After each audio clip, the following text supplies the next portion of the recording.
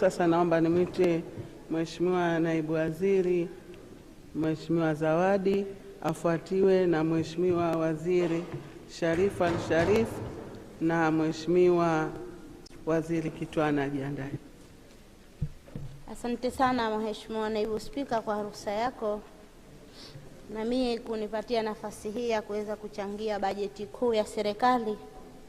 Naomba nichukue fursa hii kwanza kumshukuru Mwenyezi Mungu kutujalia hadi leo tukawa tupo na afya njema, lakini pia niipongeze sana Serikali ya Mapinduzi ya Zanzibar katika jitihada zake za kuibadilisha nchi yetu na kuiletea maendeleo chini ya uongozi wa Dr. Hussein Ali Hassan Mwinyi. Mheshimiwa Mwenyekiti, naomba nichangie bajeti hii. Kwanza niunge mkono 100% kwa sababu bajeti hii inakwenda sasa kumaliza kwa kiasi kikubwa yale yote yaliyofanywa kwenye awamu tuliotoka, tutakwenda kuyakamilisha kwenye awamu hii, na vyema kwamba bajeti imeeleza kila kitu. Kwa hiyo naomba nichangie machache. Mheshimiwa, naomba kuchangia hasa kwa sababu mimi ni mtu wa kisiwani, napenda sana kusafiri kwenda na kurudi. Kwa hiyo bajeti hii imekwenda kuwarahisishia Wazanzibari wafanya biashara, kwa sababu ni watu wa visiwa na sisi wasafiri tunaokwenda na kurudi, kwa kuweka miundo mbinu mizuri sana ya masuala ya anga na masuala ya bahari. Mheshimiwa Mwenyekiti, kumalizika kwa viwanja vyetu vikubwa vya Unguja, viwanja vya ndege, lakini kwenda kumaliziwa, bajeti hii imeonyesha kwamba itakwenda kukamilisha uwanja wa Pemba. Hili ni faraja kubwa ambalo wananchi wa Pemba na Unguja tutakwenda kusafiri tukiwa salama na usafiri wetu ukiwa mahiri.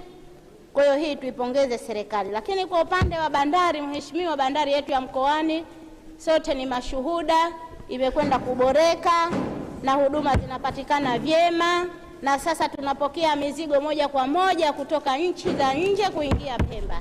Hiyo yote ni faraja. Lakini bajeti hii imeonyesha kwamba itakwenda kumalizia bandari ya Shumba, bandari ambayo ni jirani yangu. Itakwenda kurahisisha masuala ya biashara, itakwenda kuongeza kipato kwa wafanya biashara, itakwenda kuingiza upatikanaji wa ajira, itasaidia upatikanaji wa ajira.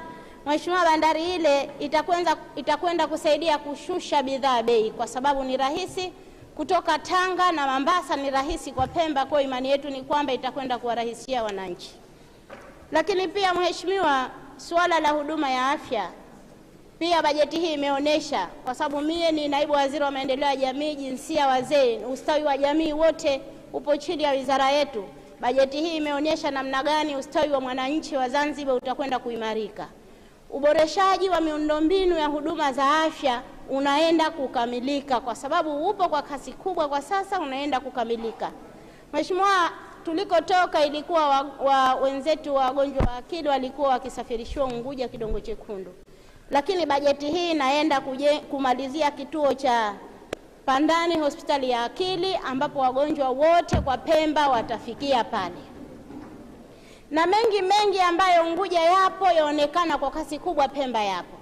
Mimi niseme asiye shukuru kidogo jamani, na kikubwa hata akapewa hashukuru, kwa sababu yaliyofanywa Unguja na Pemba hakuna tofauti. Kwa sasa kila kitu kipo. Hospitali za mikoa Unguja na Pemba ziko, huduma bora, dawa bure, chakula, matibabu, kila kitu Pemba na Unguja vyote hivyo vipo. Hizo zote ni juhudi kuhakikisha kwamba hakuna ubaguzi, kuna usawa kwenye utoaji wa huduma kati ya Unguja na Pemba.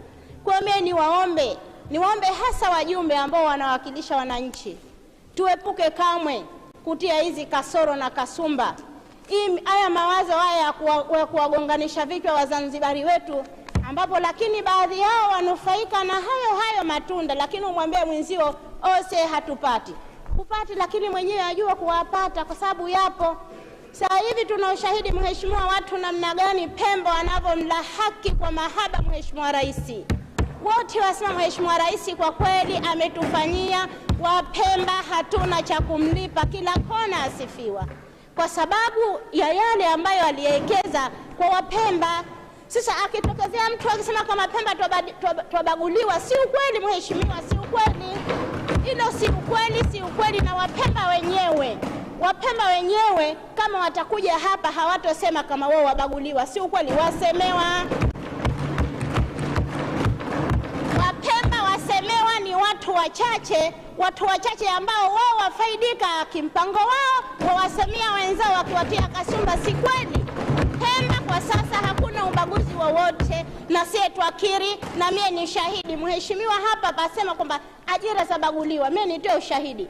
Jimboni kwangu pesa za mkopo za uwezeshaji wananchi kiuchumi zaidi ya wananchi mmoja ukiacha vikundi wafika 55 hao. Mheshimiwa, ukenda mimi nilikwenda mwenyewe kufanya tathmini, zaidi ni watu wa vyama vingine walionufaika na hiyo hela, wala CCM.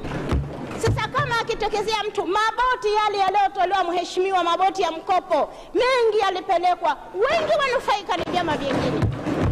Kwa hiyo ukisema kwamba bajaji zilizotolewa, mapikipiki yaliyotolewa zenda, lakini ushahidi mwingine Mheshimiwa, kama ajira hazitolewi, watu wa ajira zamani tulikuwa tukiomba kwa mfumo wa kawaida, saizi tuomba kwenye mifumo. Kwani umo kwenye mfumo waambiwa atajecha macho? Kwenye mfumo waambiwa atajecha macho? Kila mtu waomba mie fulani aweka CV yake, wala hasemi kama mie chama changu hichi na kadi yangu hii. Mfumo wenda zake chakata. Mheshimiwa, nina ushahidi. Mimi nikisema nasema kwa ushahidi. Asilimia kubwa ya waajiriwa kati ya wizara zetu hizi kubwa ambazo zaajiri, wizara ya elimu na wizara ya afya, hizo ndio wizara mama. Kundi linalotoka Mheshimiwa humo, kama kuna vyama vingine naweza kusema ndio wengi kuliko sie. Si ukweli. Tena mimi naomba niwaambie wananchi, hizo kasumba waachane nazo. Ajira ya Zanzibari ya muangalia Mzanzibari kutokana na sifa zake na vigezo vyake vilivyowekwa. Huo ndio uhalisia. Tuwahimizeni sasa watu wetu, vijana wetu wasome kwa kasi, ili mifumo wakiingia kwenye mfumo basi awe ni miongoni mwa aliyechakatwa akawa ana sifa ya kupata hiyo ajira. Lakini hizi kasumba kwamba ajira zachaguliwa, si ukweli, na ushahidi ulio wazi wala hautakitochi. Humu ndani hawasema wabaguliwa, watokea chama gani na wawe kuwa wafanyakazi wa serikali hii? Kwa hiyo Mheshimiwa, tukiambiwa na wewe jiambie, ukiambiwa na wewe changanya nyaza zako. Mwananchi ukiambiwa changanya na zako. Mheshimiwa Mwenyekiti, baada ya hayo swala la deni. Mheshimiwa Spika, swala la uhimilivu wa deni. Hivi wewe babayo kashakwambia,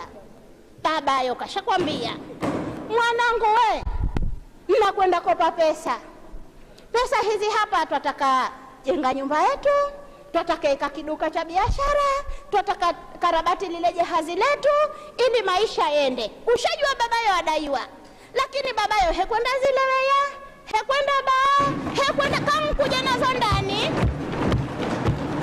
Pesa munzipangia shirika, munzichakata shirika, wewe na mameo na babeo mwazichakata pesa za baba alizozikopa. Wewe kama mtoto unachotakiwa umuombee baba yako dua, yale malengo aliyoyapanga yafanikiwe, apate alipe, maisha yende. Lakini sasa ukimwambia baba usikope, ukijichizama na nyewe maisha bado hayajawa vizuri, ukimwambia baba usikope, mkae tu mchizama na hivi macho, na baba uwezo wa kukopa nao na kulipa nao, kakope. Mheshimiwa Rais kakope, ukizipata zitafute, uzikope, zilete, uzifanyie kazi, maisha yende. Tuhakikishe Wazanzibari maisha yetu yaimarika, wala tusiogopi kukopa, kwa sababu tukikopa twazizalisha, twazifanyia maendeleo na twazilipa. Na Mheshimiwa Rais, imani yangu ni kwamba ataondoka hapa hadaiwi. Kwa hiyo ni kazi yetu sie ambao tuamini pesa hii tuifanyie kazi.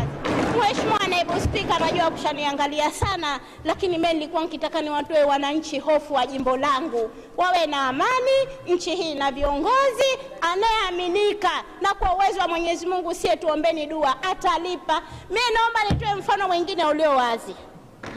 Mheshimiwa, uongozi achaguliwa Mungu, Mungu mwenyewe ndiye ampake huyu wawe. Mheshimiwa Rais alikabidhiwa serikali hii ikiwa pengine haina pesa au ina kidogo. lakini kanaweza kuiendesha, kanileta mabadiliko. Wao wenye wao hao wanaolalamika hawaamini, wasema mwanga huyu ni mchawi huyu, kanzipata wapi pesa hizi za kufanya mabadiliko kwa miaka 4 haraka? Lakini Mungu kanampa kipaji, Mungu kanampa baraka, Mungu kanampa utukufu wa kuelendea huu uongozi. Kwa hiyo yote hayo sisi tuombe dua Mwenyezi Mungu ili azidi kumbarikisha haya anayoyaelekea na kuendea yawe, tusinkandamizeni, tuombeni dua. Naomba kuwasilisha Mheshimiwa Mwenyekiti, naunga 100%. Asante sana. Asante sana na kushukuru Mheshimiwa Naibu Waziri Zawadi kwa mchango wako.